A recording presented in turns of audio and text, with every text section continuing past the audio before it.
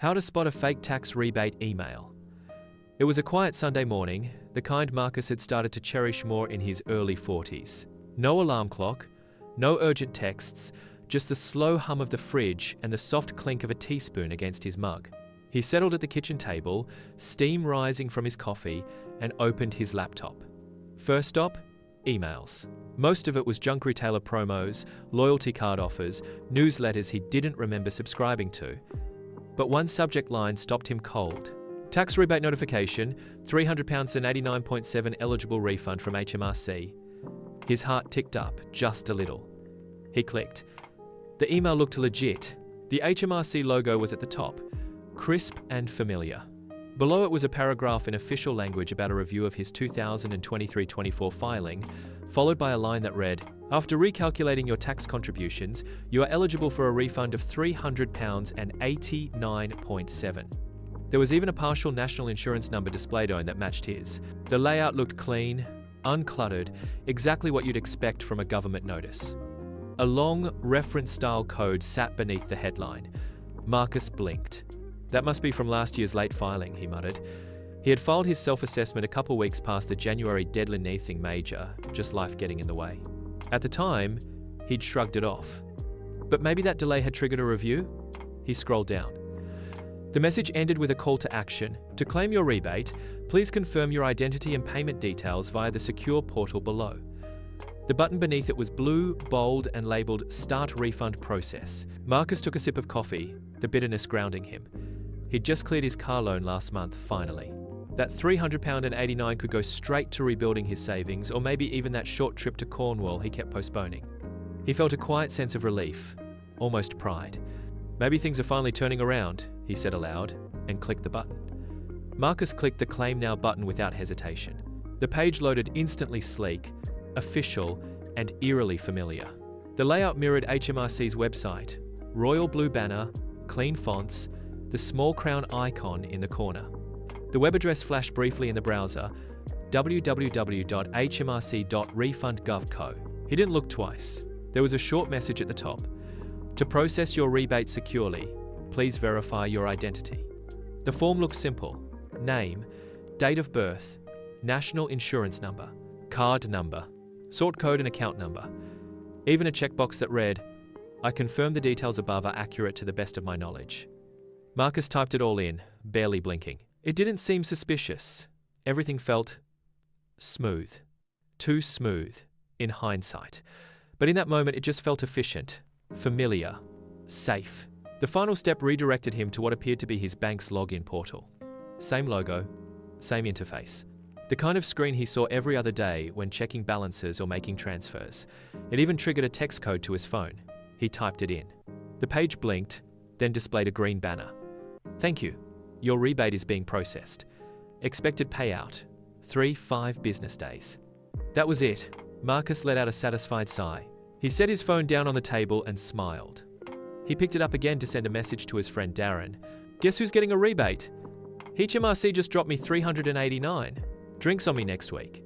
He chuckled, finished his coffee, and moved on with his morning completely unaware that the biggest withdrawal hadn't even happened yet. That evening, Marcus was half watching a football recap on the telly, one hand nursing a beer, the other scrolling aimlessly through his phone. City had pulled off a last-minute goal, something to smile about. He leaned back, content. Then his phone buzzed.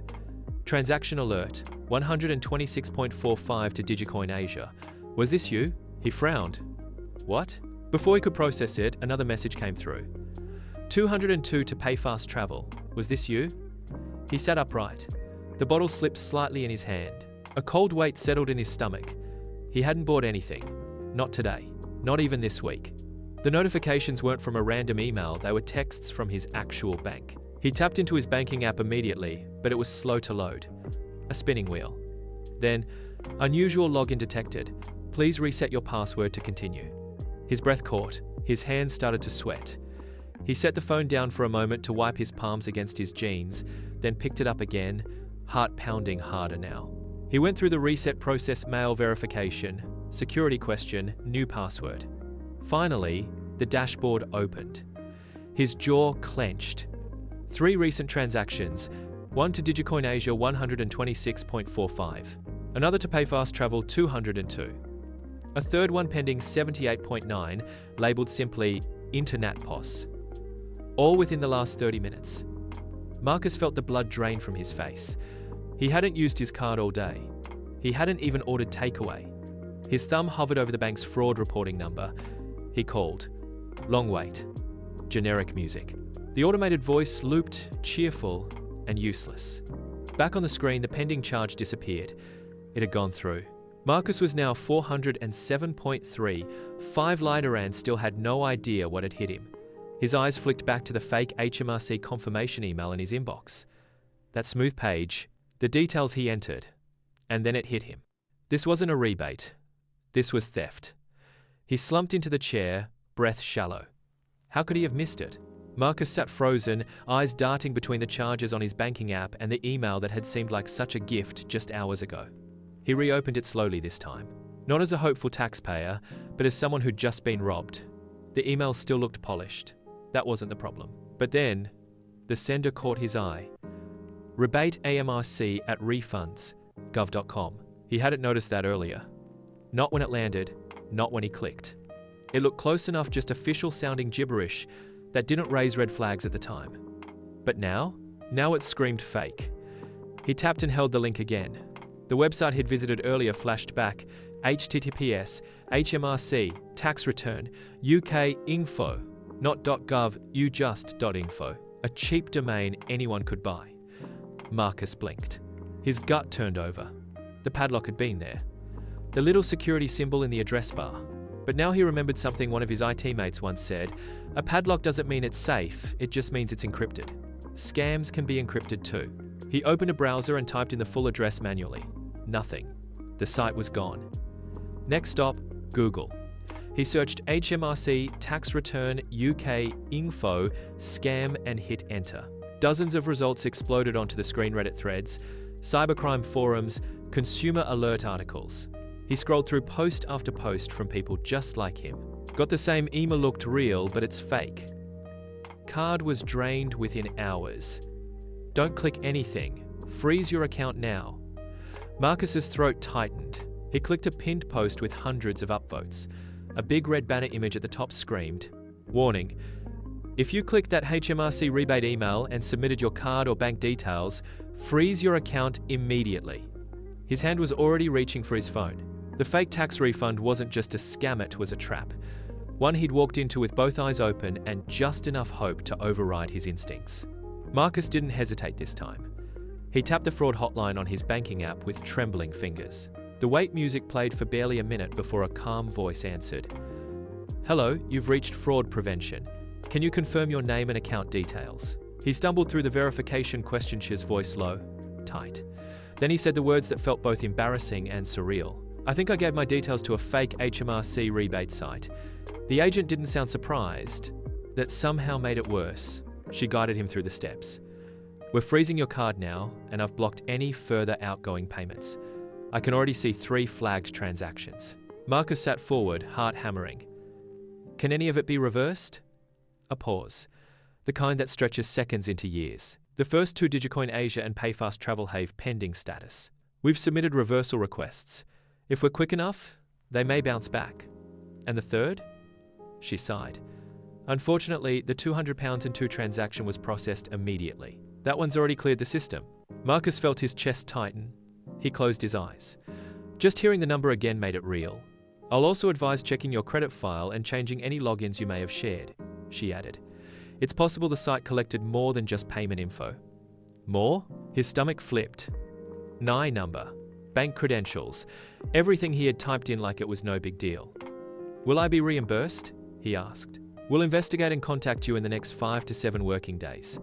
There's a chance for partial recovery, but I can't promise anything right now." He muttered a shaky, "Thank you," and ended the call. The room was quiet again. Too quiet. Marcus sat staring at the wall, phone limp in his hand. 202, gone. Possibly more. He wouldn't know until the full damage revealed itself. His shoulders slumped. "All for a rebate I wasn't even sure I was owed," he whispered. The weight of the mistake settled over him like wet concrete. Not just the money, but the breach of trust. The sense of being violated. And worse, knowing he'd clicked it himself. Marcus didn't sleep. He lay in bed, staring at the ceiling while the glow of his phone lit up the room every few minutes. He kept refreshing his banking app, convinced another payment might slip through. His eyes burned, but he couldn't stop. Just after 2 a.m., he took action again, opening his list of direct debits and manually cancelling them one by one. Rent, gym, streaming services, even his broadband, anything that might be tied to the compromised card. He couldn't take any chances. He'd rather reset everything than give the scammers a second chance. At 6:15 a.m., after hours of restless tossing and checking, he gave up on sleep altogether. He turned on his laptop and filed a report with Action Fraud UK, detailing everything. The email, the fake site, the transactions. Then he visited the official HMRC site, heart sinking as he typed. There it was in bold letters under the security section. HMRC will never notify customers of a tax rebate via email or text with clickable links. Marcus exhaled slowly. They hadn't even been subtle, he just hadn't looked closely. He felt stupid. Deeply stupid. But that wasn't the main emotion swirling through him anymore. It was something heavier violated, like someone had broken into his home through the front door he had unknowingly left open. "I thought I was being smart," he whispered. "Proactive. Getting what I was owed." Then he shook his head, bitter. "Turns out I was being baited." By morning, Marcus took control. He reset all his passwords, enabled two-factor authentication, and reported the scam email to 7,726. He installed a spam filter and checked his credit report for signs of misuse. From now on, any tax-related message would be verified through the official HMRC site. No more clicking links. At work, he told his team, "If HMRC owes you money, they don't ask for your card." He shared his story in a WhatsApp group, warning others. One person replied they'd nearly clicked the same fake link. Later that night, he sat quietly, tea in hand. "I wasn't scammed because I'm dumb," he said. "I trusted the look, not the source." He opened his laptop and typed out the story, his £200 mistake, and the lesson it taught him. "I lost money, but I gained awareness." Moral: real money doesn't come through sketchy links. Pause, check, protect. Follow for more 7T, subscribe for digital safety tips.